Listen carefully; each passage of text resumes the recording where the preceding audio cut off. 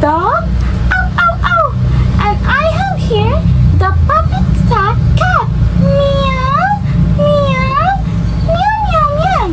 We were gonna have a puppet show. Yay! In the sunny morning, the dog is walking in the park. Ow, ow, ow. Ow, ow, ow, ow, ow, ow. Soon, he saw a black cat sitting under a tree. Meow, meow.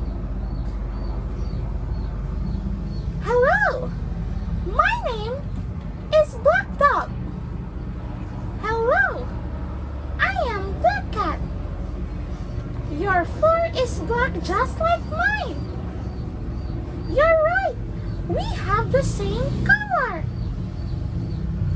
That's cool. I've never met another animal with fur like mine.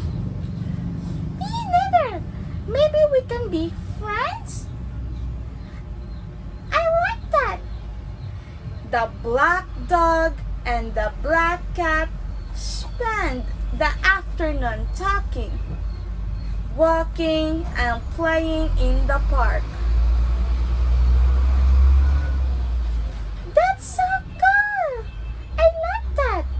I'm glad I met you today. Me also. Let's play again tomorrow.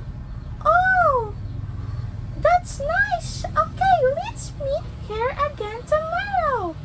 And so on, the dog and the cat became friends forever. The